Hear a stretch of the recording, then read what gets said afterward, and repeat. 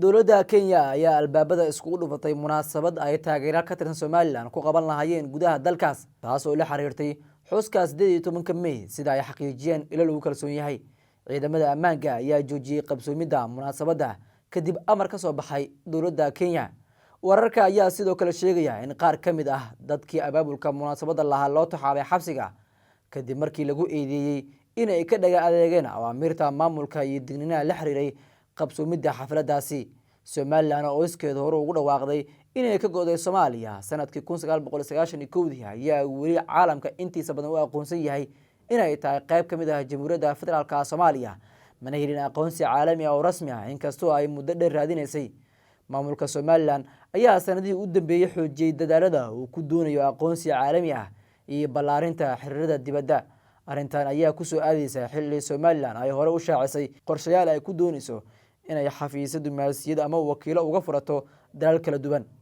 iyadoo warar hore ay tilmaamayeen inay danaynaysay joogitaan diblomaasiyad ay ku samaysato magaalada barakeysan ee Qudus arinta oo dhalisay dood iyo sidoo kale falcelin siyaasadeed oo kala duwan iyadoona badi dalalka islaamka ay si weyn uga soo horjeesteen Soomaaliland waxa ay ku tilmaamtay inay safaarada ka furanayso magaalada sida xooga u haysato maamulka Yahuuda ee Israa'iil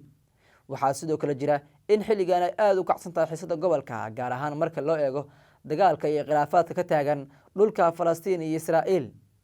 qorshe kasta oo la xiriira furashada xafiis diblomaasiyad ama safaarad laga hirgeliyo Qudus oo ah magaalo Falastiini ah ayaa ah arrin xasaasi ah oo dhalin karta falcelin siyaasadeed iyo diblomaasiyadeed oo kala duwan maadaama xaaladda magaaladaasi ay weli tahay mid muran caalami ah ka taagan yahay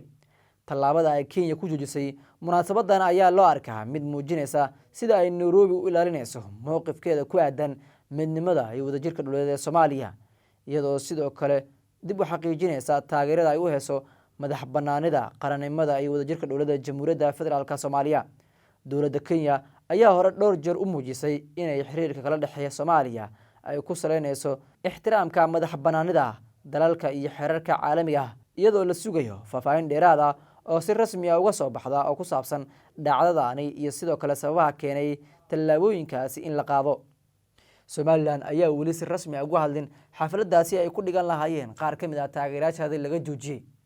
iyadoo saacadii la soo dhaafay warbaahinta ay si weyn u daabacayso dhalinyarada lagu xiray gudaha Kenya sidoo kalena xafladaasi qorshahoodu ahaa inay ku dhigtaan halkaasi